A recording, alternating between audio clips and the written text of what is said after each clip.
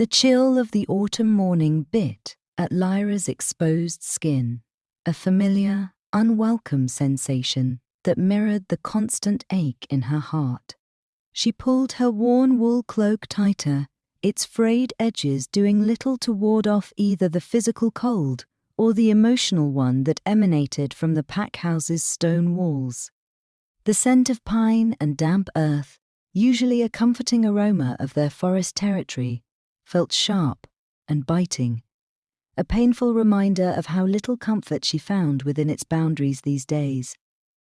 Below, the bustling pack grounds were already alive with activity. Warriors trained in the clearing, their grunts and the thud of their bodies against the earth, a rhythmic pulse. Omegas tended to the communal gardens, their quiet laughter a distant, mocking sound.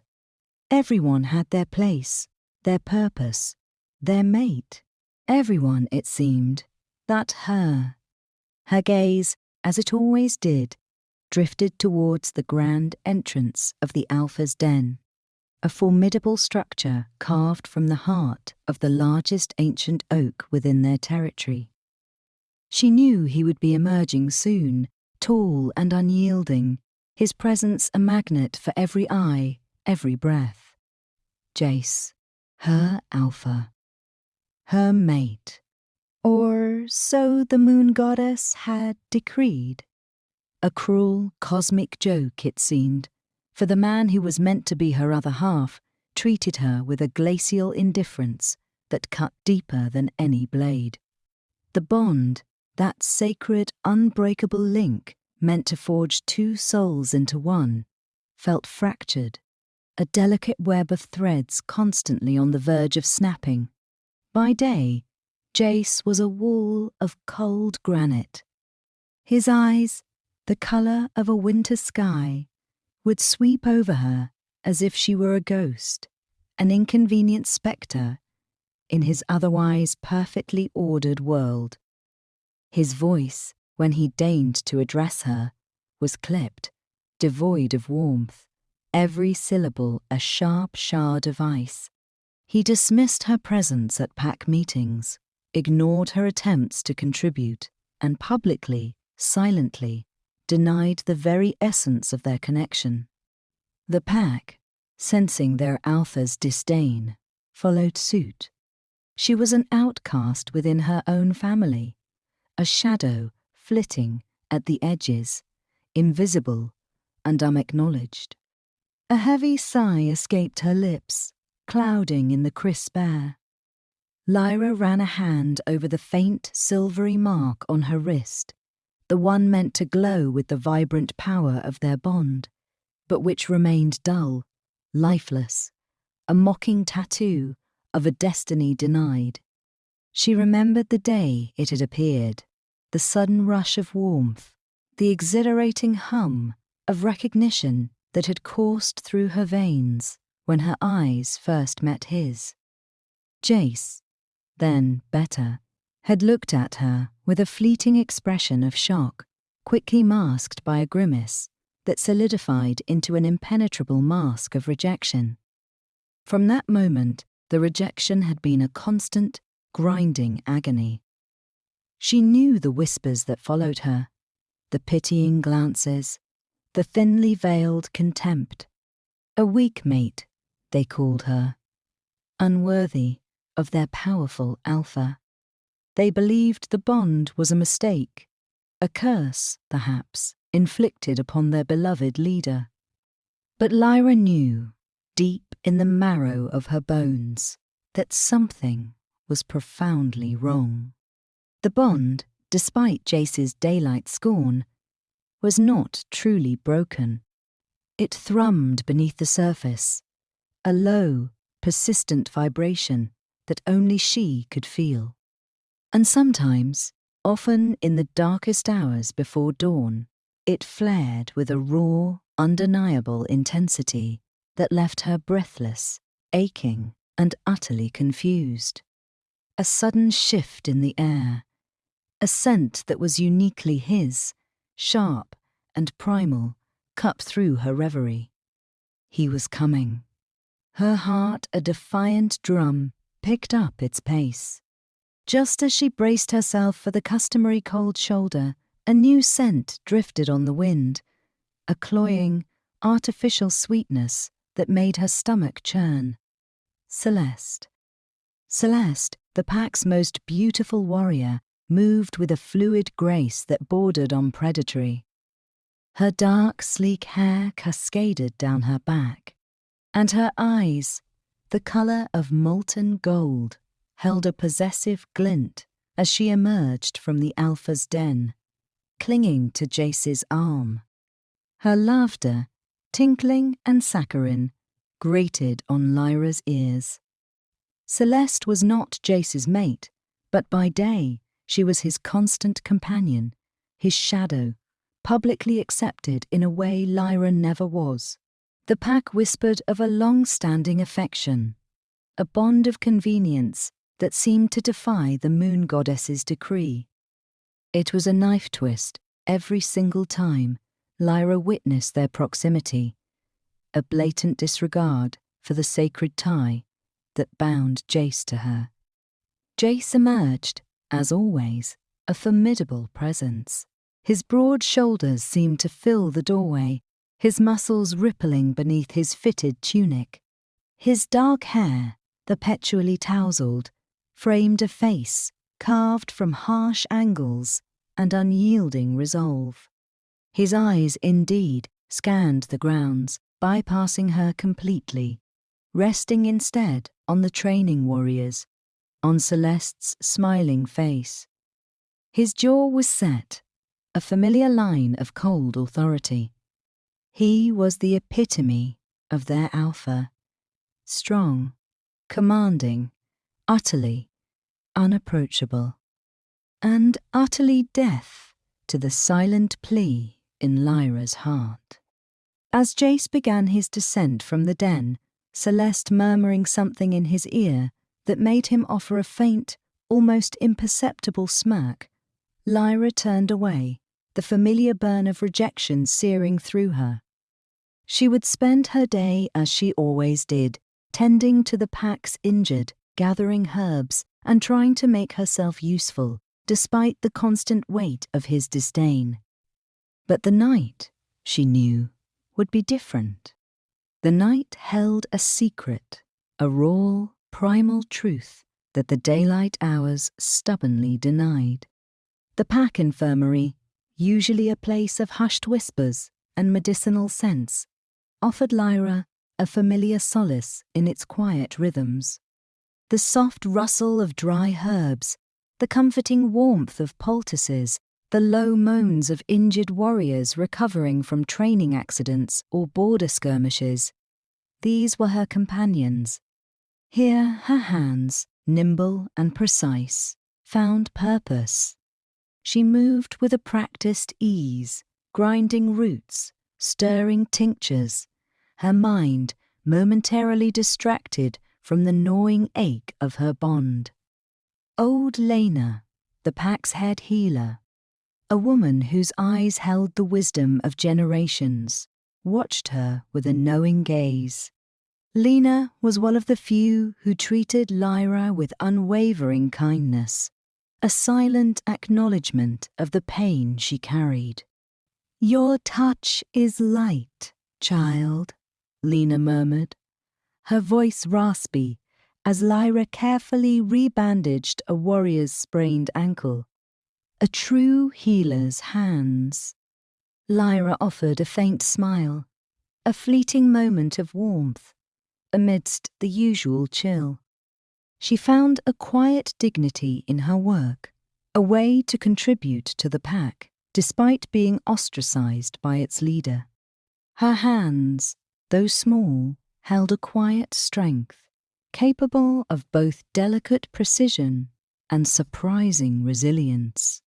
She had nursed countless injuries, mended fractured bones, and soothed feverish brows.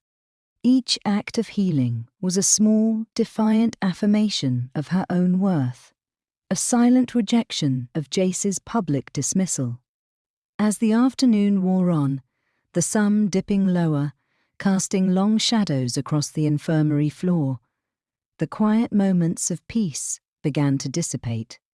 Her focus, once entirely absorbed by her healing duties, started to fragment.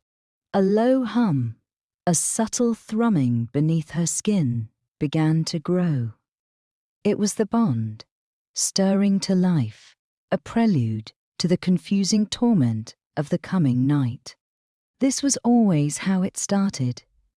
A prickling sensation, a faint echo of an emotion that wasn't her own, a phantom ache that signaled his approach, or rather, his wolf's approach.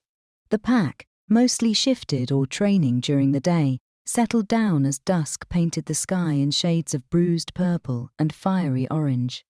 Fires were lit, their smoky scent mingling with the rich aroma of roasting meat. Laughter and conversation drifted on the cool evening air, sounds of communal life that Lyra observed from a quiet distance. She ate alone, as usual, a simple meal of stew and bread, her appetite dulled by the growing tension within her. The bond pulsed now, a steady, insistent beat, like a second heart within her chest. It was a familiar sensation, yet one that always brought a fresh wave of trepidation. She retreated to her small, sparsely furnished den, a simple cabin nestled at the edge of the pack's main clearing, intentionally set apart from the larger, more communal dwellings. It offered little comfort, its rough-hewn walls echoing the solitude she constantly felt. She lit a single candle, its flickering flame casting dancing shadows around the room. The silence pressed in, broken only by the distant howls of wolves, shifting for their nightly patrols. As the moon, a sliver of silver in the darkening sky, began its ascent, the bond intensified. It wasn't just a hum anymore. It was a deep, resonant ache, a yearning that was undeniably Jace's, yet so utterly unlike the man who ignored her by day. It felt primal, raw, desperate. It pulled at her, a magnetic force drawing her towards the densest part of the forest, towards the moon-kissed trees where shadows danced and instincts reigned. She resisted, as she always did, bracing herself against the invisible tug. She knew what came next. She knew the agony of the rejection he presented by day, and the confusing, almost shameful intimacy of his wolf's nocturnal pleas. It was a tormenting duality that chipped away at her spirit, leaving her exhausted and bewildered. She wanted to understand, to confront him, but the daylight Jace was an impregnable fortress, and the night Jace, was a creature of pure instinct, devoid of the man's conscious thought, or so she believed. The first faint whisper reached her, a voice in her mind, not spoken aloud, but a direct mind link, raw and unrefined. Mine. It was a guttural plea, laced with desperation and an almost unbearable ache. It was Jace's wolf. It was always his wolf first, before he physically manifested. The voice, unlike the Alpha's cold command, was ragged, yearning, almost broken. She pressed her palms against her ears, as if to physically block the intrusion, but the bond transcended physical barriers. It was a spiritual connection, a merging of souls that he, the man, denied. But his wolf, the primal essence, craved with an all-consuming hunger. Her own wolf, usually quiet and subdued in her human form, stirred restlessly within her, responding to the desperate call of its true mate. A wave of sorrow, deep and primal, washed over her, an echo of Jace's wolf's unspoken pain. Minutes later, a shadow detached itself from the deeper darkness of the forest, moving with a silent, predatory grace. It was Jace, shifted into his wolf form. He was magnificent, even in her torment. His fur, the colour of midnight, seemed to absorb the meagre moonlight, making him almost invisible against the backdrop of the trees. His eyes, however, glowed with an unnerving, incandescent blue, a direct reflection of the raw power that pulsed within him. He was larger than any other wolf she had ever seen, a true alpha in every sense of the word. He approached her cabin slowly, his powerful muscles rippling beneath his dark pelt. There was no aggression in his stance, only a profound, almost desperate yearning. He whimpered, a soft, mournful sound, utterly unlike the dominant growls of the alpha she knew by day. Then he shifted, the agonizing transformation visible in the moonlight, his bones twisting and reshaping, fur receding, skin stretching, until the naked, muscular form of Jace, the man, stood before her, his blue eyes still glowing with the raw, untamed hunger of his wolf. He was disoriented, half aware, his consciousness fragmented by the shift. He was always like this, trapped between forms, his primal self dominant. He reached for her, his movements clumsy, desperate. His hands, usually so dismissive, were now seeking, craving, pulling her close. His breath, ragged and warm, ghosted across her temple. Mine, he whispered again, his voice raw, thick with a need that sent shivers down her spine, a contrast to the icy pronouncements of his waking hours. My Lyra, my mate. He buried his face in her hair, inhaling her scent with a desperate hunger, as if she were the very air he needed to breathe. His grip on her tightened, almost painfully, a possessive embrace that belied the coldness he displayed in daylight. Her own wolf, in response, purred deep within her, a quiet, mournful sound of recognition and longing. She let him hold her, her body stiff at first, then slowly yielding to the desperate tenderness that radiated from him. She knew this part of him, this broken, yearning creature that emerged only in the cloak of night. It was a part he fiercely denied when the sun illuminated his logical, controlled world. And it was a part that, despite the pain it inflicted, she couldn't entirely reject, for it was the only glimpse she ever got of the true bond, the true mate, that the moon goddess had intended for her. The question that gnawed at her, however, was why? Why this duality?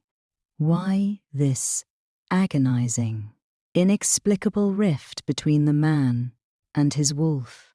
The pre-dawn chill seeped through the cracks in her cabin walls, a silent harbinger of the approaching daylight and the man Lyra dreaded.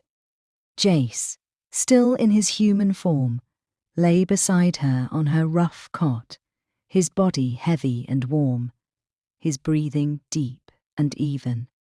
His arm was thrown possessively across her waist, his hand resting gently against her stomach. His wolf, seemingly sated for the moment, had receded, leaving behind the powerful, silent presence of the man. But even in sleep, the remnants of his wolf's yearning clung to him, a faint aura of desperation that pulsed in the air around them.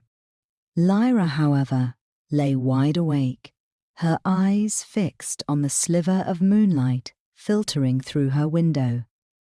She felt the warmth of his skin against hers, the comforting weight of his arm, and a profound, agonizing sense of irony settled over her. This intimacy, so freely given in the darkness, would be savagely denied when the first rays of dawn touched their faces. The thought was a cold knot in her stomach, tightening with each passing minute. She tried to extract herself from his embrace, slowly, carefully, but his grip, even in sleep, was surprisingly strong. He mumbled something incoherent, a soft groan, and pulled her closer, burying his face in the crook of her neck, inhaling her scent with a soft sigh. It was a gesture of profound tenderness, utterly at odds with the man who barely acknowledged her existence. The duality was a constant torment, a psychological unraveling that chipped away at her resilience. She longed to understand, to pierce the veil of whatever curse or manipulation was twisting her mate's mind. She ran a hesitant hand over his unruly dark hair, tracing the line of his strong jaw. Even in his slumber, Jace's face was etched with a subtle tension, a hint of the inner conflict she suspected raged within him. She wondered what dreams haunted him, what nightmares chased him through the unconscious hours. Did his wolf remember these nights? Did a part of Jace, the alpha, feel the shame, the confusion, the yearning that Lyra experienced? As the first faint blush of pink touched the eastern horizon, a subtle change rippled through Jace. His muscles tensed, his breathing became shallower, and the warmth radiating from him seemed to recede, replaced by a growing chill. The light in his eyes, the remnants of his wolf's luminous blue, began to fade, dimming to their usual cold grey. The shift was agonizingly slow, a conscious awakening that brought with it the return of his daytime persona. Lyra braced herself, her breath catching in her throat. This was the moment. The intimate, raw connection of the night would be replaced by the familiar wall of ice. It was a ritual of heartbreak she had endured countless times, yet it never failed to sting. Jace's eyes snapped open, suddenly alert, sharp, and utterly devoid of the warmth they'd held moments before. His gaze, unseeing, swept across the small cabin, then landed on her. For a split second, a flicker of something, confusion mixed with a raw, almost physical pain, crossed his features. But it was quickly, brutally suppressed. His face hardened, the familiar mask of cold indifference sliding into place. The hand that had held her so tenderly moments ago now withdrew sharply, as if burned, pulling away from her, as if she were a source of contamination. He scrambled off the cot, his movements stiff, almost violent in their rejection. He stood, naked and vulnerable, yet radiating a powerful aura of controlled fury. His eyes, now their customary icy grey, narrowed, devoid of recognition, filled instead with a familiar mixture of disdain and self-reproach. He saw her, but he didn't see her, not the Lyra he had just held, not the mate his wolf craved. He saw only an inconvenient truth, a bond he wished to sever. "What are you doing here?" His voice was low, guttural, a harsh whisper that cut through the silence. It held no memory of their nocturnal embrace, no echo of his wolf's desperate pleas. It was the voice of the alpha, cold and unyielding. Lyra flinched, the words a physical blow. She wrapped her arms around herself, trying to shield against the sudden chill that enveloped her. "Jace," she began, her voice barely audible. You You came to me, just like every other night. She knew it was futile, a desperate attempt to bridge the chasm between his two lives, but she couldn't stop herself. His eyes flashed with something akin to disgust, his jaw clenching. Don't lie to me, Omega. The word was a deliberate insult, a public degradation, meant to diminish her, to underscore her place in the pack hierarchy, far below his. I don't come to you. This is a mistake, a foul trick of the bond. It binds me, but it does not define me. He gestured vaguely at their proximity, his face contorted in a grimace of revulsion. I have no desire for you. This bonded, it is a curse, a weakness. He turned away, snatching his clothes from a pile on the floor, dressing with hurried, almost violent movements. His back was to her, a solid wall of rejection. Forget this ever happened, Lyra. Forget all of it. Our bond is a mistake. It is an aberration. I will not acknowledge it. I will not acknowledge you. His voice was low, filled with a raw, undeniable anger, directed not just at her, but at the very existence of their connection. A single, hot tear tracked a path down Lyra's cold cheek. The words were familiar, each one a shard of glass, tearing at her already fragile spirit. She had heard them countless times. Variations on the same theme of dismissal and denial. But something in his tone this morning, a deeper vein of self-loathing, made her pause. He truly believed it was a mistake, a flaw. But why? What was twisting his perception, blinding him to the undeniable truth that resonated so strongly in the depths of his wolf? He finished dressing, his broad shoulders squared, his posture radiating a rigid, self-imposed control.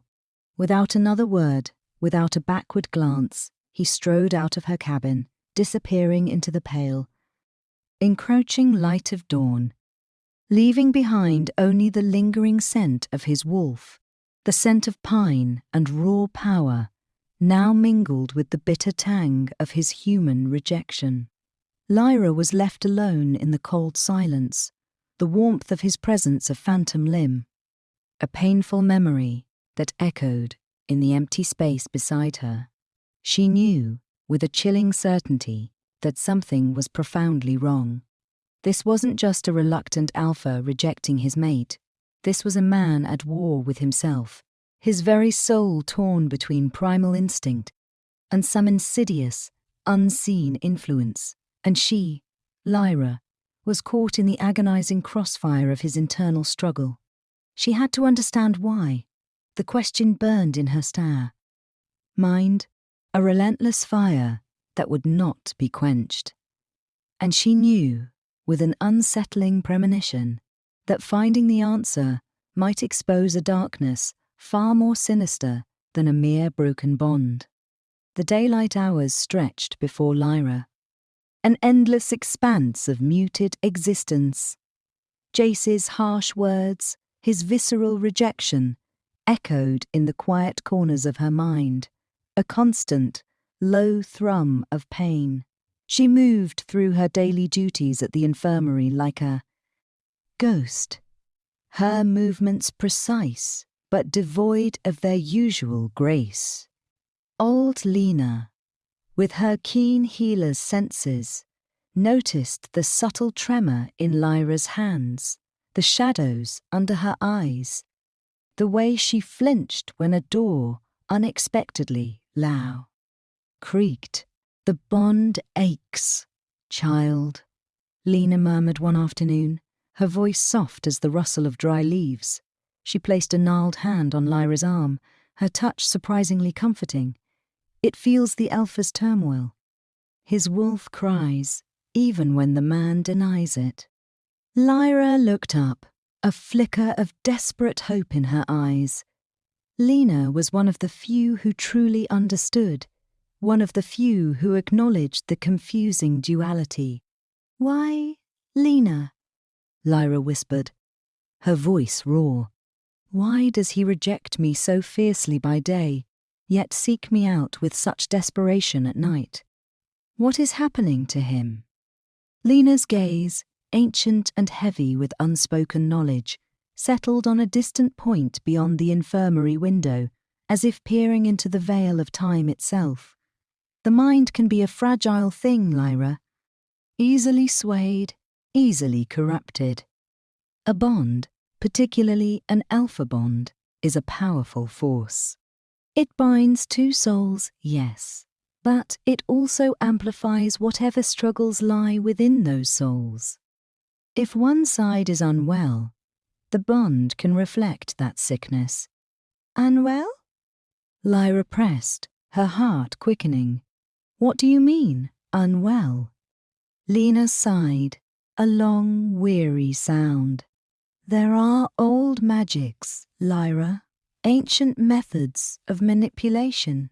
Some seek to control the very essence of a wolf, to bend its will. A true mate bond is the strongest shield against such influence. But if the bond is resisted, if the human mind fights its primal truth, it creates a vulnerability. It creates a crack in the spirit, through which darkness can seep." Lyra's blood ran cold. Manipulation? Control? The words conjured images of dark rituals and forbidden magic, tales whispered around campfires, dismissed as mere legends. Could someone truly be influencing Jace, twisting his perception, forcing him to reject Tamar? Their bond? The thought was terrifying, yet it offered a strange glimmer of hope. It meant his rejection wasn't born of true malice, but of an affliction. "Do you know who, Lena? Or how?" Lyra's voice was urgent, laced with a new determination. Lena shook her head slowly. "Such things are rarely obvious. They work subtly, twisting thoughts, planting doubts, turning a wolf against its own deepest instincts. And they often seek to exploit existing weaknesses, fears. Jace, our alpha, carries burdens few can fathom. He is strong, yes, but even strength can be weaponized against itself." Her eyes, sharp and knowing, met Lyra's. "You feel his wolf's pain, Lyra. That is your strength. The bond still lives. It is fractured but not broken. And where there is life, there is hope." Hope. It was a fragile thing, a delicate butterfly fluttering in the storm of her despair. But it was there. Lyra spent the rest of the day in a new state of awareness, observing Jace from a distance. She watched him at the training grounds, barking orders, his face a grim mask. She saw him confer with his beta, A. Stern, unyielding expression on his face, and she watched Celeste, a sleek shadow, always near him, her hand often resting casually on his arm, her laughter always a little too loud, a little too saccharine. Celeste, was she involved? Lena's words about subtle manipulation gnawed at her. Celeste was ambitious, and openly coveted the alpha female position, a role Lyra, as Jace's mate, was meant to embody. As dusk approached, the familiar pull of the bond began anew, stronger, more insistent than ever before. This time, however, Lyra felt a flicker of resolve instead of pure dread. She wouldn't just endure his nocturnal visit. She would observe. She would search for clues, for any hint of the manipulation Lena spoke of. She walked towards her cabin, the deepening shadows of the forest seeming to hum with an ancient energy. The sounds of the pack settling for the night, the distant howls, the crackle of fires, all served as a backdrop to the growing storm within her. The bond, now a searing ache, felt laced with an unfamiliar urgency, a frantic desperation from Jace's wolf that Lyra hadn't felt before. It was a cry for help, a primal scream for release. She entered her cabin, lighting her candle, prepared a pot of herbal tea, its soothing aroma a small comfort. She wouldn't try to pull away from him tonight. She would let him come, let him hold her, and she would watch. She would look for subtle cues, for anything that might reveal the truth behind his two lives. The very thought of him being controlled, of his noble spirit being twisted by an unseen hand, ignited a fierce protectiveness within her. He was her mate, cursed or not, and she would fight for him, for their bond, even if he himself was blind to the fight. As the moon climbed higher, painting the forest in shades of silver and black, the bond exploded, a raw, desperate howl of yearning that pierced her very soul. It was Jace's wolf, completely dominant now, unburdened by the man's conscious denial. The cabin door, old and sturdy, seemed to shudder under the invisible force of his approach. A shadow detached itself from the trees, larger, faster than before. Jace, in his wolf form, burst into the clearing, his midnight fur bristling, his blue eyes glowing with an almost frantic intensity. He shifted, the painful transformation swift and immediate, driven by the sheer force of his primal need. He stumbled towards her, naked and disoriented, his blue eyes still wide with the wolf's raw emotion, but laced with a new, profound terror. "Lyra," he gasped, his voice choked, ragged, not the demanding alpha, but a man drowning, desperate for air. "Help me." She won't let me." His words trailed off into a guttural moan, his eyes rolling back in his head, his body swaying dangerously. He wasn't just yearning tonight. He was fighting, struggling against an unseen force, his agony almost palpable. Lyra rushed forward, catching him as he stumbled, lowering him gently to the rough floor.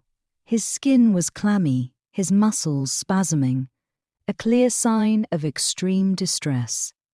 He wasn't just under an influence, he was actively resisting it, and it was tearing him apart. The bond, which had brought him to her, was now also carrying the agonizing pain of his struggle, a raw, undeniable testament to a profound internal conflict. "She won't let you—" "What, Jace?" Lyra urged, her voice filled with a desperate urgency, as she cradled his head in her lap. His skin burned beneath her touch, feverish despite the chill of the night. The scent of his wolf, usually a comforting aroma, was now tinged with something acrid, unnatural, a faint chemical tang that sent a shiver of dread down her spine. It was a scent that didn't belong to the forest, a scent of something manufactured, something insidious. This wasn't merely a broken bond, it was a desperate battle for his very soul. And Lyra knew, with a chilling certainty, that the fight had just begun. Jace's words, "She won't let me," echoed in the small cabin, a horrifying revelation. Lyra cradled his head, his body racked with tremors, his breathing shallow and strained. The acrid scent, barely perceptible but undeniably present, clung to him, a faint metallic tang beneath the familiar musk of his wolf. It was a chemical odour, unsettlingly out of place amidst the earthy smells of their forest home, a scent that prickled at the back of her throat, and tightened her stomach with a cold dread. "Jace, who won't let you?" she whispered, her voice urgent, pressing him for answers before the dawn's cruel amnesia claimed him again.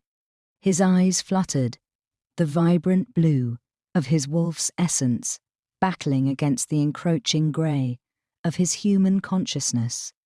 He was caught in a brutal tug-of-war, his primal instincts desperate to reach her, his human mind battling an unseen suppression. He gasped, a guttural sound that tore through him, straining against the invisible bonds. The apparition!"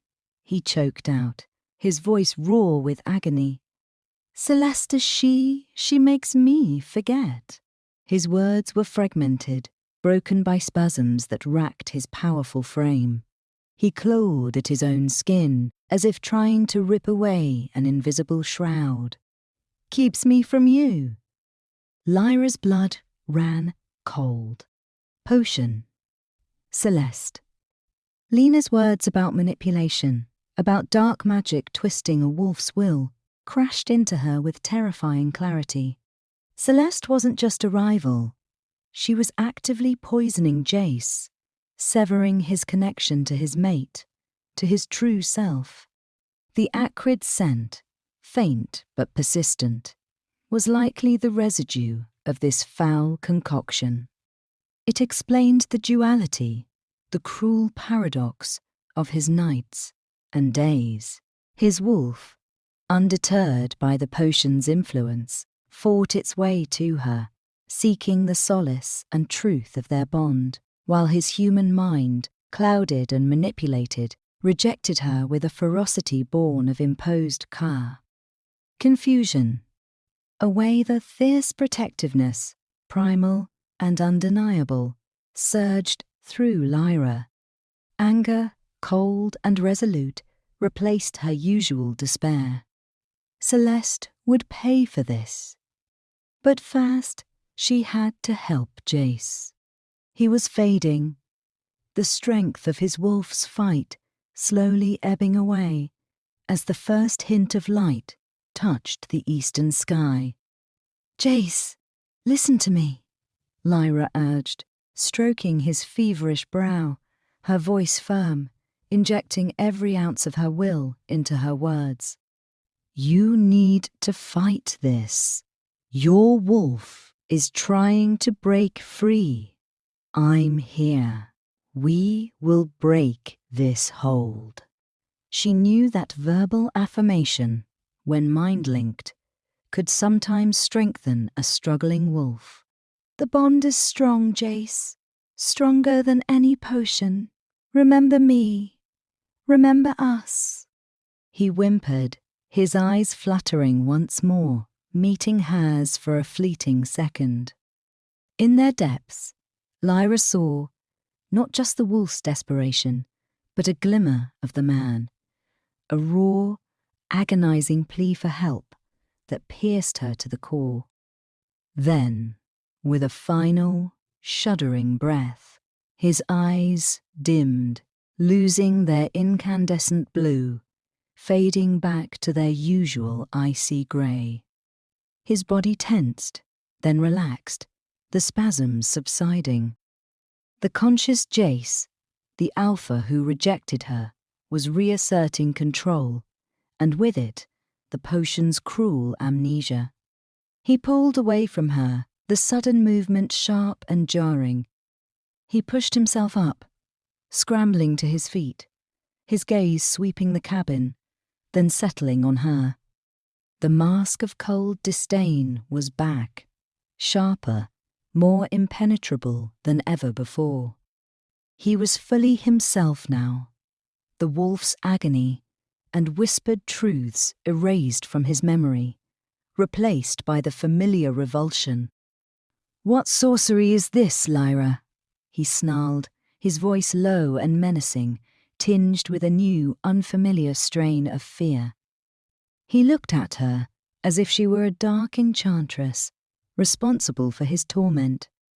"You keep finding ways to trap me, to taint me. This bond It is a curse, a disease. His words were laced with a venom she hadn't heard before, a deeper layer of disgust that chilled her to the bone. The potion wasn't just making him forget, it was twisting his perception, making him believe she was the cause of his nocturnal unrest, the source of his unsettling dreams. Lyra recoiled, her heart aching. His gaze was devoid of recognition, filled instead with pure, unadulterated loathing. Celeste's potion was doing more than just suppressing his memories. It was actively manipulating his thoughts, turning him against her, making her the villain in his waking nightmare. This was far more insidious than she had imagined. He snatched his clothes, dressing with frantic speed, his movements rough, almost frantic. He didn't speak again, his silence more chilling than any accusation.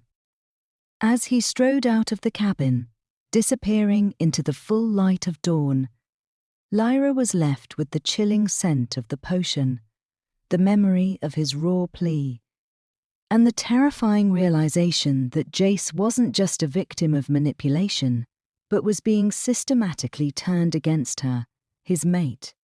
She sank to the floor, wrapping her arms around her knees, the cold seeping into her bones.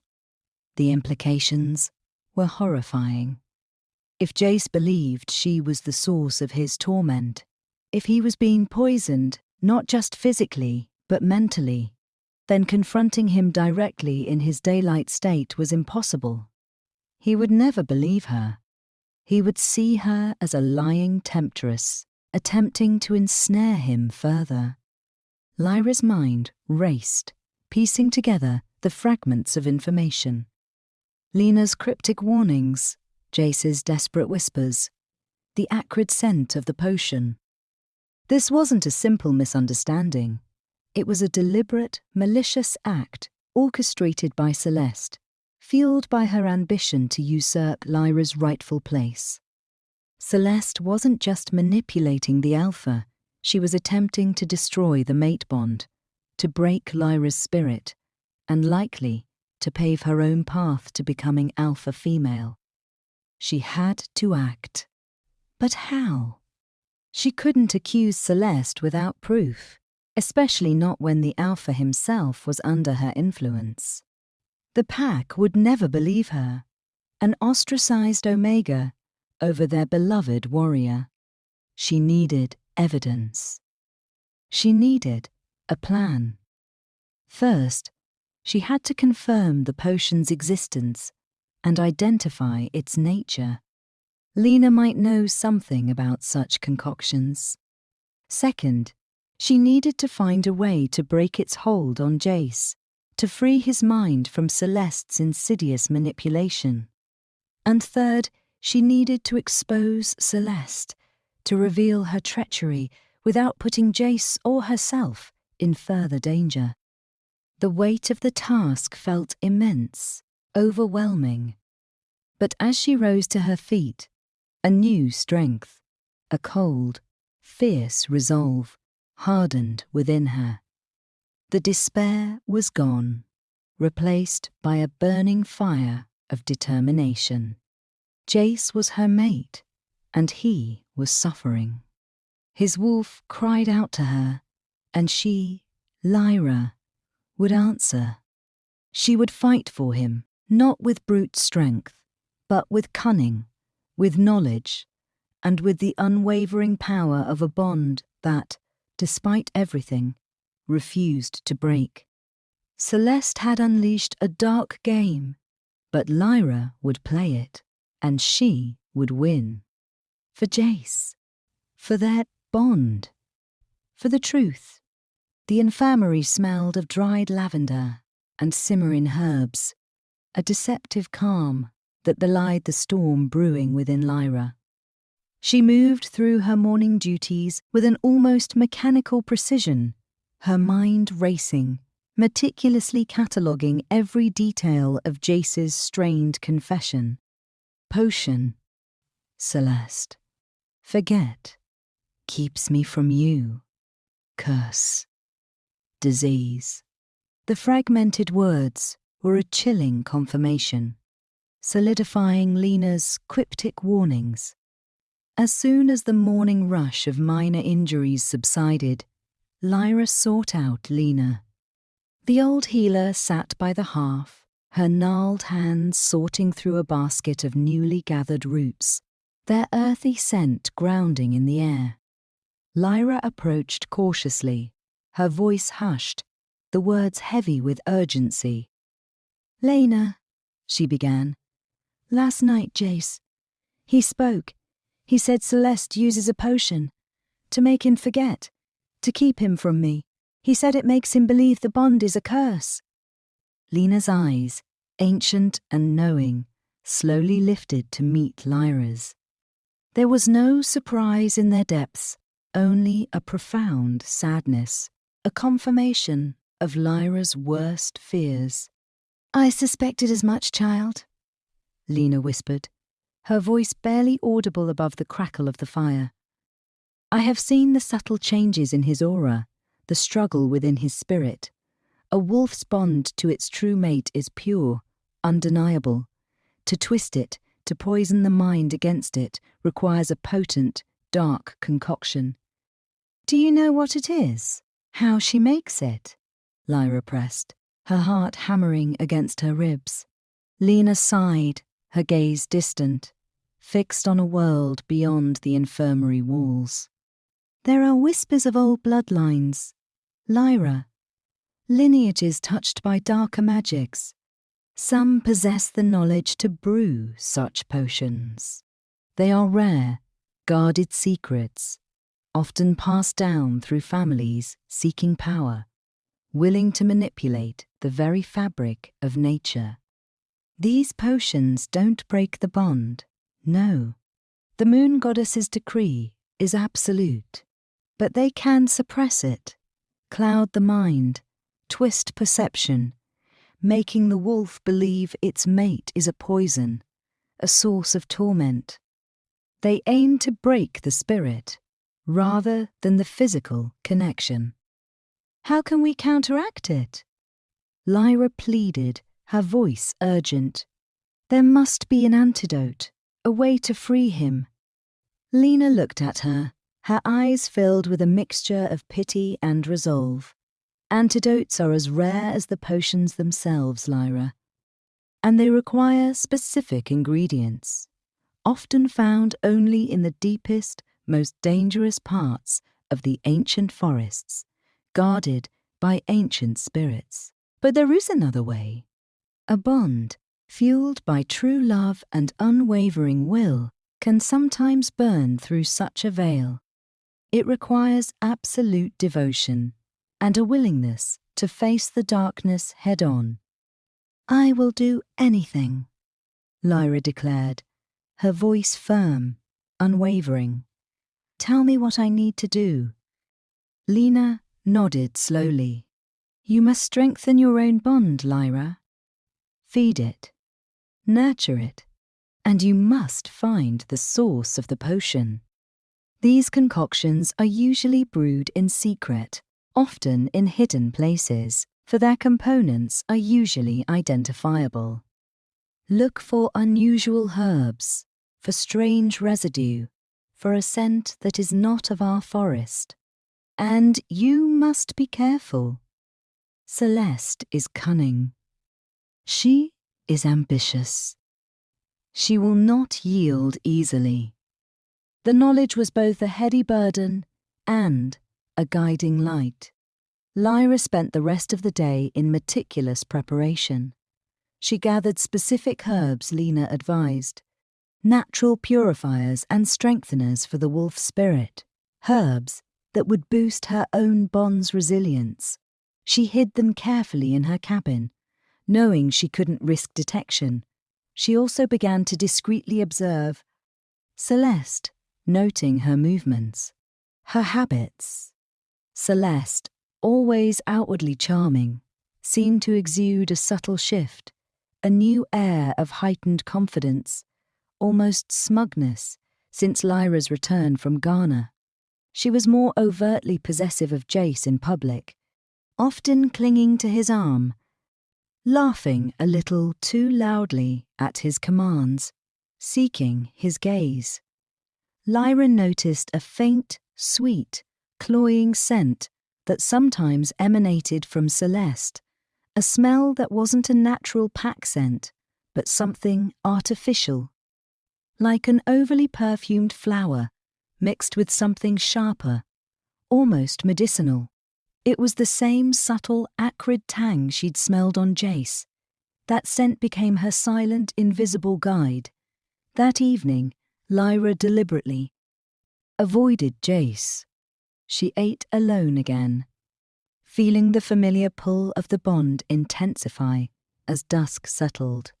Tonight, however, she wouldn't allow him to simply shift and find her. She needed to observe. She needed to find the source. As the moon rose, full and luminous, casting a silvery sheen over the packlands, the bond became a physical ache, a desperate, undeniable summons from Jace's wolf. He was calling to her, fighting the potion, fighting the mental prison Celeste had built around him. Lyra waited until the pack was fully settled for the night, the fires dimming, the sounds of conversation fading into the rustle of the wind through the trees. Then, moving, silently, a shadow among shadows, she began her clandestine search. Her heightened senses, usually overwhelmed by the myriad scents of the forest, were now focused, tuned to that faint, acrid tang. She moved towards the outskirts of the pack's main clearing, past the warrior training grounds, towards the denser part of the woods, where older, larger trees grew, their branches intertwining to form a dense canopy. The scent grew stronger here, tinged with a metallic undertone, almost like something burning, but cold. It was unmistakably the scent of the potion. She followed the scent, her heart hammering a frantic rhythm against her ribs. It led her deeper into the woods, towards a secluded, almost forgotten corner of the territory, a place rarely visited by any pack member. She knew this part of the forest, its ancient, gnarled trees, whispering tales of forgotten times. And there, nestled behind a cluster of ancient boulders, half hidden by a thick tangle of thorny bushes, she saw it, a small, rough-hewn shed, barely more than a shack, crudely built from fallen logs and covered in moss. Smoke, thin and almost invisible, curled from a makeshift chimney, and from within, emanating from the cracked wooden walls, came that cloying, acrid scent, stronger now, almost suffocating. This was it. This was Celeste's hidden laboratory. Lyra's breath hitched. She approached cautiously, her footsteps silent on the damp earth. Through a narrow crack in the wooden wall, she saw a faint, flickering light within. She pressed her eye to the crack, peering into the gloom. Celeste was inside, hunched over a crude wooden table, stirring a viscous, shimmering liquid in a cast-iron pot over a low, smouldering fire. The air was thick with the potion's acrid scent, mixed with the pungent aroma of strange, shriveled herbs and something metallic, almost like dried blood. Around her, on shelves lining the shack, were rows of craw on shack. Small, dark vials, each filled with the same shimmering, unsettling liquid. She was brewing more. She was systematically poisoning Jace, not just once, but continuously, ensuring his mind remained clouded, his bond to Lyra suppressed. Lyra's heart ached with a terrible mixture of sorrow and burning fury. The sight confirmed everything. This wasn't a mistake. It was a deliberate, malicious campaign. Celeste looked up, her golden eyes glinting in the firelight, a triumphant, almost manic smile on her lips. She was talking to herself, her voice a low, chilling murmur. Soon, Alpha. Lyra heard her whisper, the words a venomous hiss. Soon the bond will break completely. And then you will be mine. And this nuisance. She gestured dismissively, presumably towards Lyra's cabin in the distance, will be gone forever. Lyra pulled back from the crack, her heart pounding a frantic drum against her ribs. She had found her proof. She had found her enemy. But now she needed a plan, a way to expose Celeste, to free Jace, without falling victim to her dark magic. And time, she knew, was running out. The faint metallic tang of the potion, now clinging to her clothes, was a chilling reminder of the poison seeping into her mate's soul. She had to act, and swiftly. The knowledge of Celeste's dark activities weighed heavily on Lyra. The acrid scent from the hidden shack lingered in her nostrils, a constant reminder of the insidious poison seeping into Jace's mind. She spent the following day in a heightened state of vigilance, observing Celeste's movements, trying to understand her routine. Vulnerabilities. Celeste, outwardly charming and efficient, moved through the pack with a new spring in her step, her golden eyes gleaming with an almost smug satisfaction. She was often seen close to Jace, her laughter a little too bright, her touch a little too possessive. Lyra noticed the subtle way Celeste would offer Jace a drink, often a special herbal tea, during pack meetings or after training sessions, always with an innocent smile. That, Lyra now knew, with chilling certainty, was where the potion was administered. The dilemma gnawed at Lyra. How could she expose Celeste without Jace under the potion's influence, dismissing her as delusional or malicious? The pack, devoted to their alpha and used to her ostracization, would side with Celeste. She needed undeniable proof, something that would awaken Jace to the truth, something that would break through the potion's veil. Old Lena, sensing Lyra's renewed determination, pulled her aside later that evening. The ingredients for such a potion, Lyra, Lena whispered, her eyes sharp, often require rare components. They leave a unique residue, a signature scent that only a true healer or a bonded mate can truly discern. These dark arts often demand a physical anchor, something from the intended victim, to bind the magic more strongly. A physical anchor. Lyra's mind raced. What could Celeste have taken from Jace? She thought of Celeste's constant proximity to him, her subtle touches. Then a memory surfaced, a fleeting image she had dismissed at the time. A few weeks ago, Jace had been particularly ill after a long, arduous border patrol. He had been feverish, his mind clouded, and Celeste had insisted on tending to him, bathing his brow, even cutting a few stray locks of his hair that had become matted with sweat. At the time, Lyra had dismissed it as Celeste's ambition playing the nurturing role. Now, it clicked into place, with horrifying clarity. Hair. A powerful anchor in many forms of magic. The next night, fueled by a simmering blend of anger and desperation, Lyra prepared.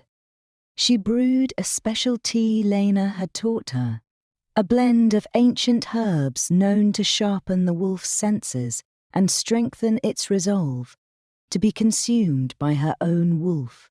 She also prepared a small, unassuming vial filled with a potent, natural scent neutralizer Lena had provided, a concoction meant to temporarily mask or confuse the sense of smell. Her plan was risky, bordering on suicidal, but it was the only path she saw to the truth. As the moon climbed, Lyra felt the familiar, painful pull of the bond intensify, a powerful summons from Jace's wolf, now laced with an unbearable desperation. He was fighting, struggling against the potion's grip, and his wolf was screaming for her, for release.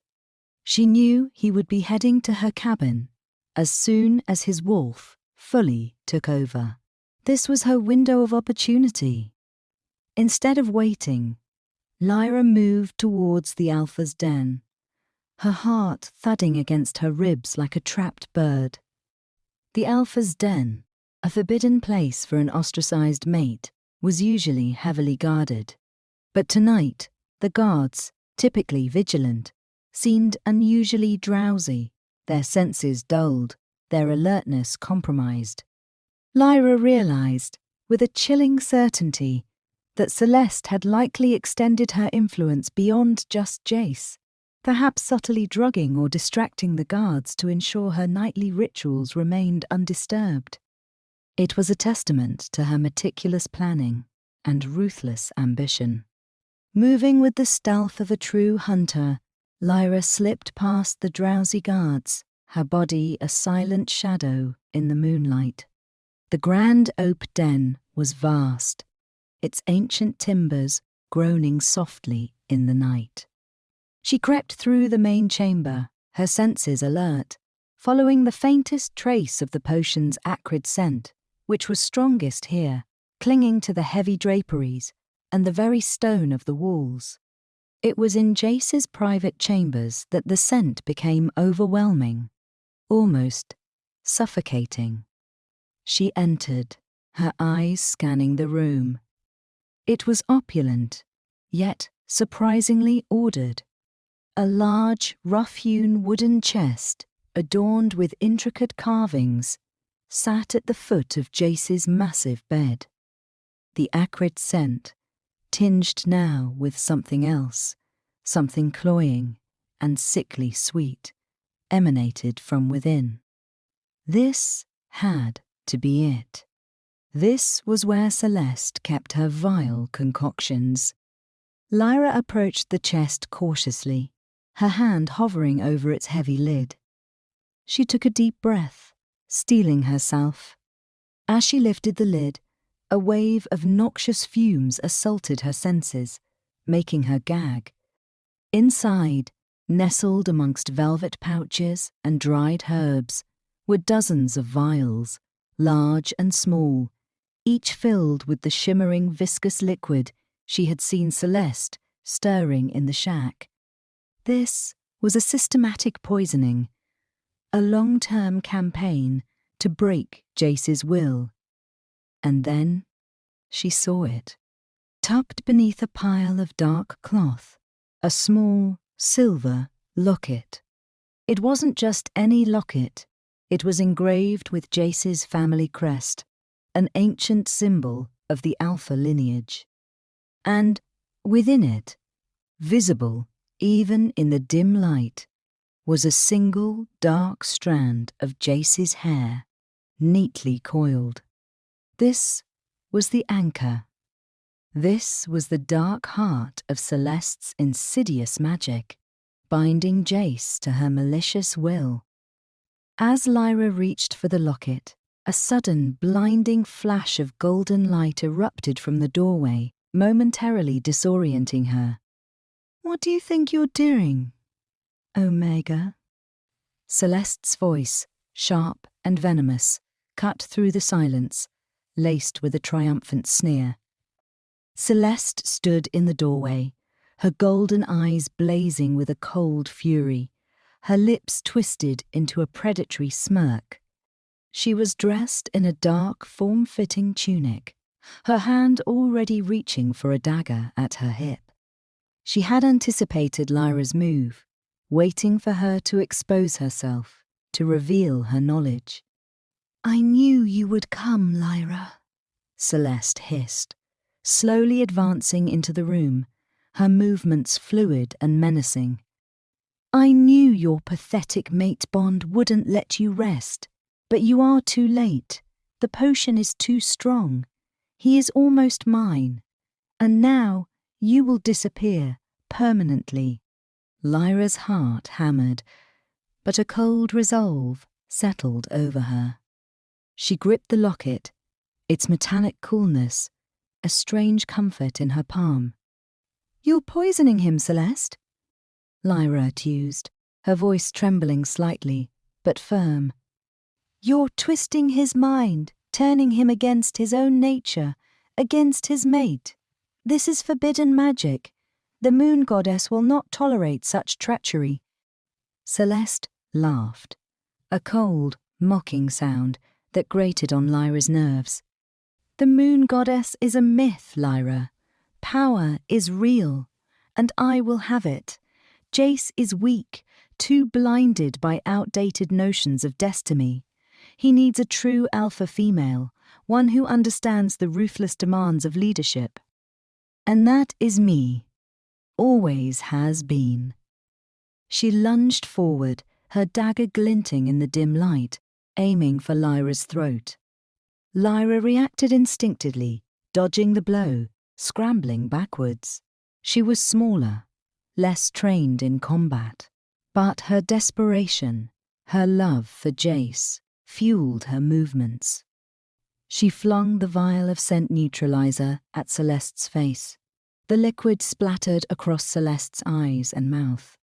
Celeste gasped, her hands flying to her face, a guttural cry of shock and revulsion tearing from her throat. The potion, intended for her own wolf, was now confusing her senses, disrupting her focus. It was Lyra's only chance. As Celeste stumbled, temporarily blinded and disoriented, Lyra grabbed a heavy bronze candelabra from a nearby table, swinging it with all her might. It connected with a sickening thud against Celeste's temple. Celeste cried out, a sharp, choked sound, and crumpled to the floor, unconscious, the dagger clattering from her grasp. Lyra stood panting, her body shaking, the candelabra still clutched in her hands. She had done it. She had neutralized the threat, but now she had to save Jace. The raw, desperate call of his wolf, echoing in her mind, was growing stronger, more frantic. He was almost here. He was struggling, fighting the last vestiges of the potion's hold, the battle for his mind raging within him. She had to expose Celeste's treachery before the morning, before the human Jace returned, devoid of memory, still under the lingering influence of the poisoned perceptions. The locket, clutched in her hand, felt like the key to his salvation, the tangible proof that would break through the darkness that shrouded him. The thud of Celeste's unconscious body hitting the floor echoed in the stillness of Jace's chambers, a chilling testament to the desperate gamble Lyra had taken.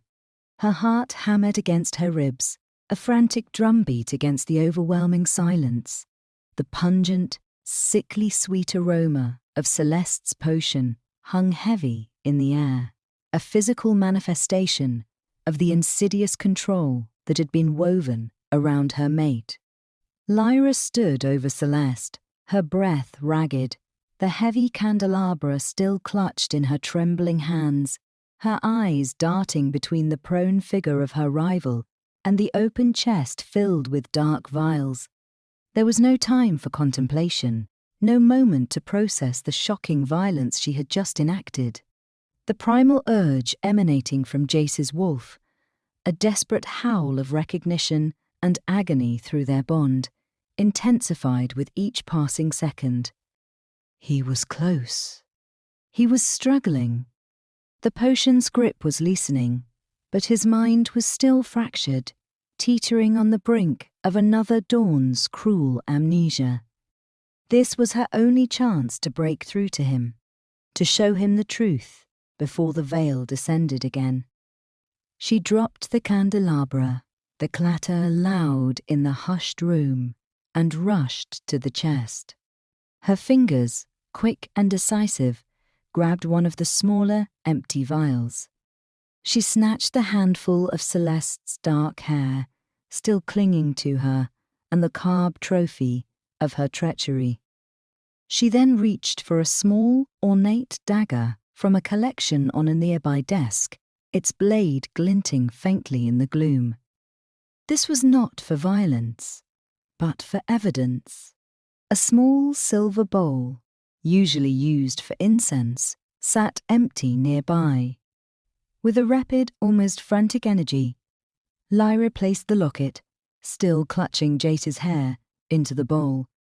She added a few strands of Celeste's hair, then, with the tip of the dagger, scraped a small amount of the thick, viscous potion from one of the opened vials. The substance shimmered ominously as it dripped into the bowl, its acrid scent becoming stronger, more palpable. She quickly crushed a small amount of a specific herb Lena had taught her, known for its ability to cut through illusion, and sprinkled it over the concoction. It wasn't an antidote, but a truth serum of sorts, a catalyst to force recognition. As she worked, the roar of a shifted wolf outside the den grew louder, closer. It was Jace, in his full, magnificent wolf form, his rage and confusion palpable through their bond. He was struggling against the potion's last, desperate attempts to cloud his mind, his instincts warring with the imposed illusion. He burst into the den, his massive form filling the doorway, his midnight fur bristling, his eyes glowing with an incandescent, furious blue. The den trembled under the force of his presence. He saw Lyra, crouched over the small bowl, and Celeste, unconscious on the floor. His wolf instincts screamed betrayal. His human mind, still under partial influence, struggled to make sense of the scene. A guttural growl ripped from his throat, a sound of confusion, rage, and a profound, agonizing pain that echoed through their bond. He was torn, his rational mind trying to accuse Lyra, while his primal self, battered but not broken, recognized its mate. "Jace, stop," Lyra cried, her voice urgent, rising above his growl. "It's Celeste. She poisoned you. She made you forget. This is the proof." She quickly lifted the small silver bowl, holding it towards him, the potion, hairs, and herbs swirling within. "The potion, Jace, the one she makes you drink, and your hair. She used it to bind the magic. She was turning you against me," Jace roared, a sound of profound inner torment. He shifted, the transformation agonizing, his body writhing as he fought the internal battle. His human form stood before her, naked, vulnerable, his blue eyes still glowing with the wolf's raw power, but now filled with a terrifying, fractured consciousness. He saw the bowl, the shimmering potion, the strands of hair. The acrid scent, now emanating from the bowl, hit him with brutal force, bypassing the lingering effects of Celeste's manipulation, striking a primal chord of recognition within his wolf. A wave of memories, repressed and twisted by Celeste's dark magic, crashed into his mind. Fragments of truth, glimpses of his wolf's nightly yearning for Lyra, the desperate struggle against the potion's insidious hold, the subtle cloying taste of the tea Celeste had given him. He saw Lyra, not as the tormentor, but as the consistent, unyielding beacon of truth. He saw Celeste's triumphant smirk, her possessive touches, her whispered ambitions. It was a terrifying, agonizing unraveling of his perception, a brutal awakening to the systematic betrayal he had endured. He stumbled backwards, his hands flying to his head, a guttural groan escaping his lips. "Now," he whispered, his voice hoarse, disbelieving. "No, it wasn't Lyra." He collapsed to his knees, his powerful frame shaking, the realization ripping through him with the force of a physical blow. The potion, the illusion, shattered. Lyra rushed to him, dropping the bowl. She cradled his head in her lap, tears streaming down her face. "Jace, it's okay. It's okay. We found it. We broke it. She can't hurt you any more." She pressed her forehead against his, pouring all her love, all her strength, all the truth of their bond into him through their mind link. "I am here. I am your mate. I never left you. I fought for you." The bond, that fractured, aching connection, flared to life, burning through the last vestiges of the potion's hold, purifying his mind, healing the spiritual wound. It wasn't just a faint hum anymore. It was a vibrant, undeniable song, a symphony of pure, unadulterated connection, reverberating through every cell of their beings. Lyra felt his wolf's profound relief, its gratitude, its joyous recognition merging with her own. Jace groaned, tears now tracking paths through the grime on his face. He wrapped his arms around her, pulling her fiercely against him, burying his face in her hair. "Lyra," he choked out, his voice thick with raw emotion, with regret, with a bone-deep sorrow. "My Lyra, I'm so sorry. I didn't know. She twisted everything." He clutched her, as if afraid she would disappear, afraid this true reality would vanish with the coming dawn. I thought you were the torment. I fought you, Lyra. My own mate." His words were filled with a profound self-loathing, the weight of his unwitting betrayal crashing down on him. "It wasn't you, Jace," Lyra whispered, stroking his hair, her voice choked with tears of relief. "It was the potion. It was Celeste." She held him tight, absorbing his pain, pouring her love into him through the newly healed bond. She felt him accepting it, drinking it in, a starved wolf finally finding nourishment. As the first faint streaks of dawn appeared on the horizon, filtering through the den's windows, Jace pulled back, his eyes still red-rimmed, but now clear, filled with a raw, undeniable adoration and a desperate plea for forgiveness. The icy grey of his eyes was tinged with the lingering glow of his wolf, a testament to the seamless integration of his two halves. He was whole again. The man and the wolf finally aligned, their bond singing a powerful, resonant song of unity. He looked at Celeste, still unconscious on the floor, and a dark, dangerous growl rumbled deep in his chest. His eyes hardened, blazing with a cold, protective fury. "She will answer for this," he vowed, his voice low and dangerous, imbued with the full authority of the Alpha. "For everything she did, for poisoning my mind, for daring to touch my mate." His gaze returned to Lyra, softening, filling with an overwhelming tenderness. "But first," he said, reaching out to gently cup her face, his thumb stroking her cheek, "we heal, together. My Lyra, my mate." The words spoken with the full consciousness of the Alpha, were not a frantic whisper in the dark, but a powerful declaration, a solemn vow. The bond pulsed between them, vibrant and strong, now free from the insidious veil. The sun, finally breaking over the horizon, flooded the Alpha's den with golden light, illuminating their embrace, a beacon of hope after a long, tormented night. Lyra knew their journey was far from over. Healing would take time.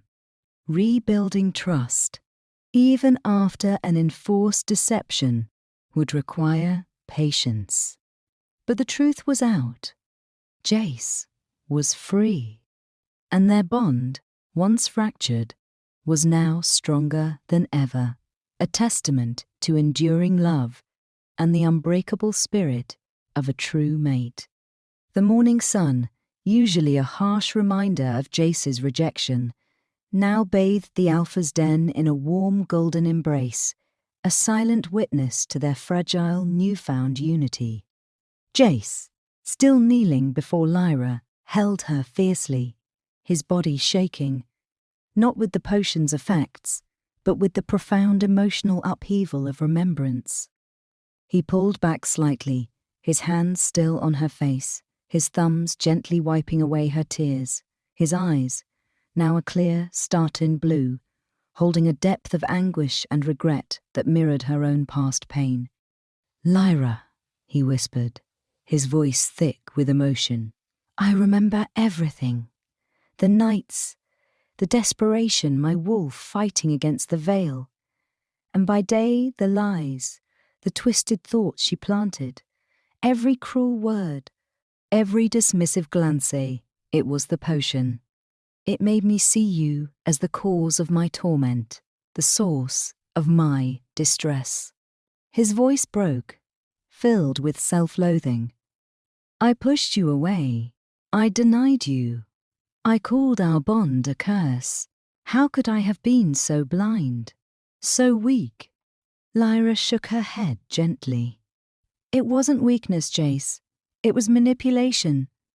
A powerful, insidious magic that twisted your mind. You fought it. Your wolf fought it. That's why you always came to me at night. It was your truest self, desperate to break free, desperate for the solace of our bond." She reached up, placing her hands over his, a silent reassurance. The bond was always there, Jace. It just needed to be uncovered. He closed his eyes, a shudder passing through his powerful frame. "The shame, the humiliation," he murmured, his voice barely audible. "I treated you abominably, Lyra. In front of the pack, I made you an outcast. I hurt you. And I felt it," Lyra admitted, her voice soft but firm. "Every single day. But I never gave up on you. I knew something was wrong, and your wolf, never lied." His eyes snapped open, blazing with a renewed intensity, a fierce protectiveness that was utterly new. He looked at Celeste, still unconscious, lying a few feet away, and a low, dangerous growl vibrated through his chest. "She will pay for this. For every ounce of pain she inflicted upon you, upon us. For every moment of twisted perception she forced upon me." His voice was cold, lethal, the Alpha's wrath finally unchained. Lyra nodded, her gaze hardening. "But we need to do this carefully, Jace. She's cunning. Her family has influence. And if word of this dark magic spreads without proper handling, it could destabilize the pack, even attract unwanted attention from other territories." Jace looked at her, his expression softening, a profound respect dawning in his eyes. "You're right. You always were. Your foresight, your patience. I was too clouded to see it. You handled this, Lyra. You uncovered the truth. You saved me." He reached out, his hand gently cupping the side of her face, his thumb stroking her cheek with an almost reverent tenderness. This was the touch she had longed for, the conscious touch of her mate, free from inhibition or forced revulsion. He leaned in, his lips brushing hers, a soft, hesitant kiss that sent a jolt of raw emotion through Lyra. It was a kiss of apology, of longing, of a bond, finally, irrevocably, mended. Her own wolf purred deep within her, a joyous, triumphant rumble. The silvery mark on her wrist, once dull and lifeless, now pulsed with a vibrant inner glow, mirroring the burgeoning strength of their connection. "We need to secure the evidence," Lyra said, pulling back slightly, her voice still a little breathless. She gestured towards the chest and the silver bowl. "The potion, her hair, the locket, it's all here." Jace nodded, his expression grim but resolute. He quickly gathered the vials, securing them in a satchel. He retrieved the locket, his fingers tightening around it, his expression hardening as he felt the residual dark magic clinging to it. He then carefully bound Celeste, using thick leather straps, ensuring she was unable to escape or cause further harm. As the pack began to stir, the first warriors emerging for their morning patrol, Lyra and Jace emerged from the Alpha's den together. The sight of them, Lyra's hand clasped firmly in Jace's, their faces marked by a night of turmoil but radiating a newfound unity, caused a ripple of stunned silence to spread through the pack grounds. Whispers erupted, but this time they were not of pity or disdain, but of awe and bewilderment. The bond between them, once so clearly fractured, now pulsed with an undeniable, visible strength, emanating a warmth that touched even the most distant pack members. The faint glow from Lyra's wrist was clearly visible, a testament to the undeniable truth of their connection. Jace, his posture radiating a new, calm authority, addressed the assembled pack. His voice, usually clipped and commanding, now held a deep resonance, a raw honesty that commanded immediate attention. "Last night," he began, his voice carrying clearly across the clearing, "a grave betrayal was uncovered, a dark magic aimed at poisoning my mind and severing my bond with my true mate. Lyra has been at play. Celeste, driven by ambition and deceit, has systematically administered a powerful potion to me, twisting my perception and turning me against Lyra. She sought to usurp Lyra's rightful place as alpha female." A collected gasp rippled through the pack. Murmurs of disbelief, anger, and shock erupted. Eyes turned to Celeste, now lying bound and unconscious on the ground, a figure of ignominy. Jace held up the locket and one of the vials. "This," he declared, his voice ringing with righteous fury, "is the proof. My own hair, used as an anchor in a dark ritual, and the very potion she used to poison me, to make me deny Lyra, to make me believe our call. Bond was a curse." He looked directly at the pack, his gaze unwavering. "I apologize for my blindness, for the pain I unwittingly inflicted upon my mate and upon this pack. I was under a powerful influence, unable to see the truth. But Lyra, my true mate," he turned to her, his eyes softening, a profound love shining within them. "She never gave up. She fought for me. She broke the spell. She saved me." He pulled Lyra closer, wrapping an arm around her waist, a gesture of undeniable possessiveness and deep devotion. The pack, witnessing the raw emotion in their alpha's eyes, the strength of the bond now visibly humming between them, began to murmur, not with anger, but with understanding, with awe. They had witnessed the coldness of their alpha, the subtle shift in his behavior, but had attributed it to his burdens. Now, the truth, shocking and horrifying, offered a chilling explanation. "Justice will be served," Jace continued, his voice firm, leaving no room for doubt. "Celeste will face the full judgment of the pack, and of the moon goddess. But know this," he swept his gaze across every face. "Lyra is my mate. She is your Luna. Our bond is unbroken, strengthened by fire, and will guide this pack with truth and integrity. We will heal. We will rebuild. Together." The pack, still stunned, slowly began to murmur their acceptance. Some of the older wolves, particularly those who had seen the subtle, yet growing, darkness in Jace, nodded grimly. The younger warriors, who had always respected Lyra's quiet strength and healing abilities, looked at her with newfound reverence. The tide had turned. The truth had set them free. As the sun climbed higher, bathing the pack in its healing light, Lyra felt a profound sense of relief, a quiet triumph. The darkness had been exposed. The bond was free. The long nightmare was over. And her journey, from a rejected Omega to the acknowledged Luna, had just truly begun.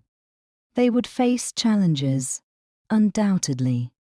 Healing a fractured pack, rebuilding trust, confronting the lingering shadows of Celeste's treachery. It would all take time. But now, they would face it together, Jace and Lyra, bound not just by destiny, but by a love forged in the fires of adversity, their bond a beacon of unbreakable truth. The days following Celeste's exposure were a whirlwind of activity, a tumultuous period of revelation and reckoning for the pack. Celeste, stripped of her deceptive charm, was interrogated, her defiance slowly crumbling under the weight of irrefutable evidence and the combined pressure of Jace's formidable alpha presence and Lena's quiet, unrelenting wisdom. The potions, analysed by Lena with ancient, careful methods, confirmed the insidious nature of the concoction, revealing its properties to suppress bond recognition and twist perception. Her carefully kept ledger, found in her hidden shack, detailing the precise dosages and the alarming longevity of her plot, painted a chilling picture of her calculated malice. Jace, his mind now clear and unclouded, was consumed by a quiet fury that resonated through the pack. He publicly addressed the pack again, not with anger, but with a profound, raw honesty, sharing the depth of his internal torment, the constant battle his wolf had fought against the potion's hold. He spoke of his shame, his regret for the pain he had inflicted upon Lyra, and his renewed vow of devotion to her.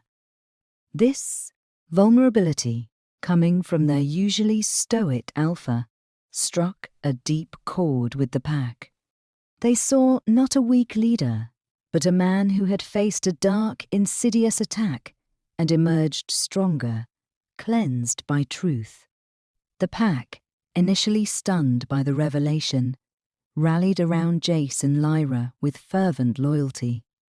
The elders, especially, recognized the grave threat Celeste's dark magic had posed, not just to their alpha, but to the very sanctity of their traditions.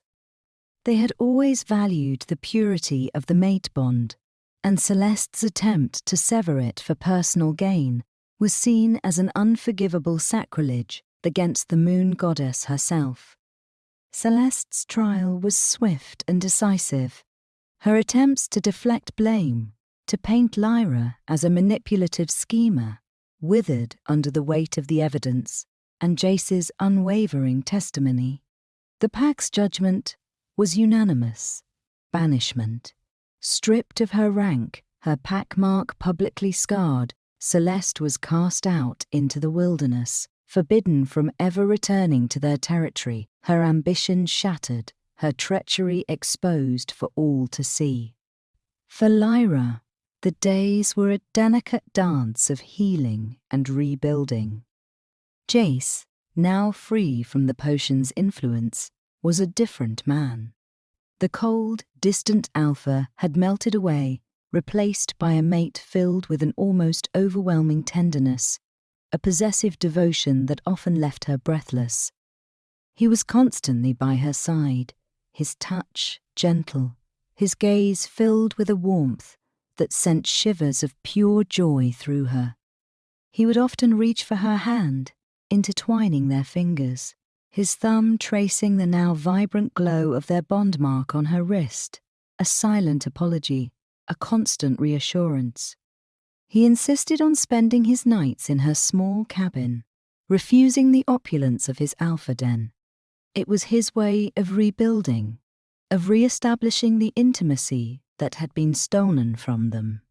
Their nights were filled not with desperate yearning, but with quiet conversations, with shared silences, with the slow, deliberate process of rediscovering each other. He spoke of his childhood, his fears, the burdens of leadership that had always weighed heavily on him. Lyra, in turn, shared her own journey, the pain of his rejection, but also the unwavering belief in their bond that had sustained her. The emotional wounds were deep, but with each shared moment, each vulnerable confession, the healing began, slowly, surely. One evening, as they lay curled together, the bond a warm, comforting hum between them, Jace held her close. "Lyra," he whispered, his voice thick with emotion. "I want to do this properly. I want to honor our bond, publicly, before the entire pack, as the moon goddess intended." He pulled back slightly, his blue eyes intense, filled with unwavering resolve. "I want to renew our vows, to publicly claim you as my Luna, my mate, my equal in every way, to erase every shadow of doubt, every hurtful memory." Lyra's heart swelled with emotion. This was what she had longed for, not just his private acceptance, but the public acknowledgement, the erasure of the shame she had carried for so long. "Yes, Jace," she whispered, tears blurring her vision. 1,000 times, yes. The ceremony was held under the full moon, a sacred event for the pack. The clearing was adorned with wildflowers and glowing lanterns, the air thick with the scent of pine and celebration.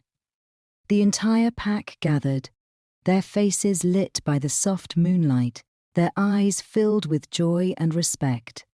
Old Lena presided, her voice ancient and resonant, speaking of the sacredness of the mate bond, of resilience, and of truth.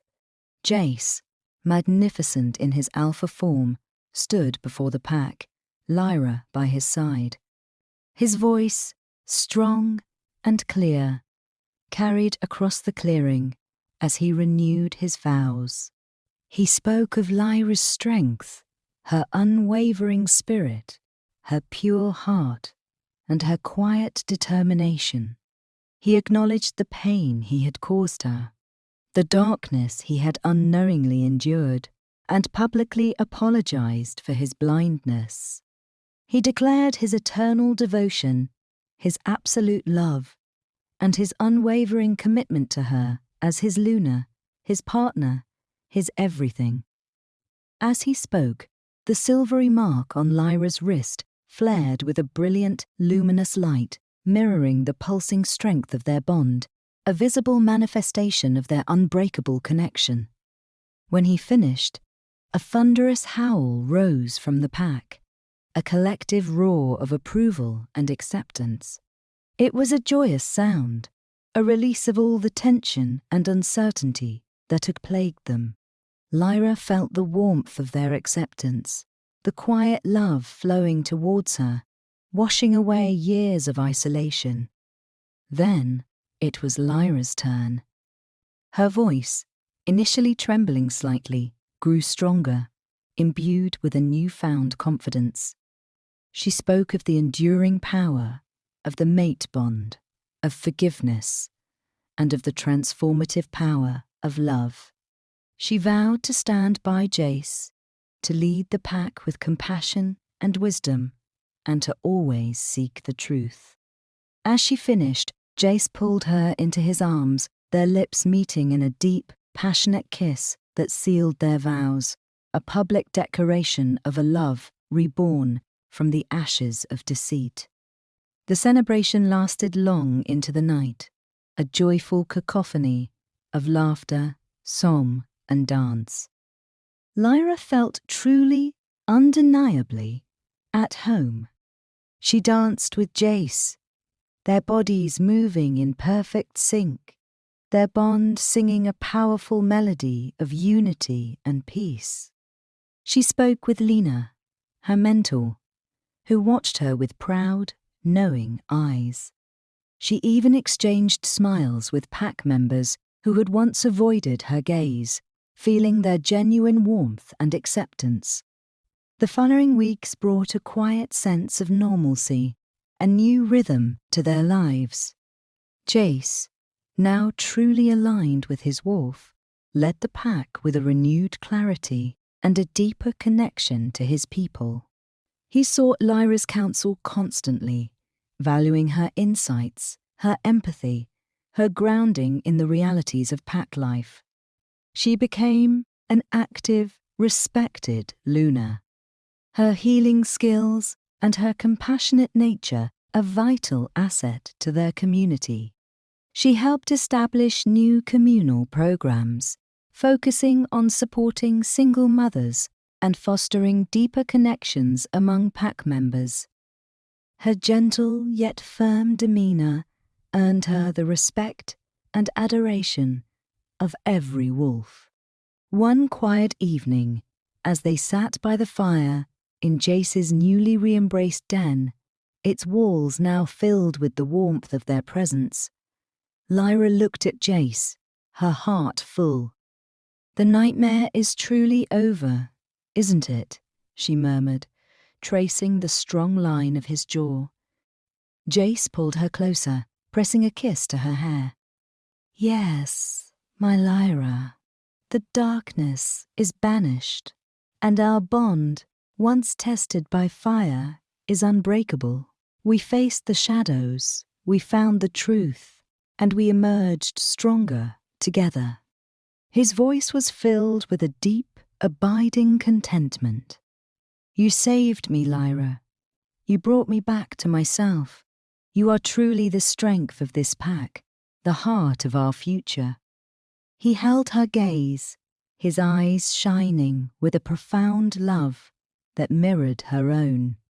Their journey had been arduous, marked by pain and deception, but it had led them to a deeper understanding of their bond, a stronger foundation for their shared future, and an undeniable truth. Love, when pure and unwavering, could conquer even the darkest of magic.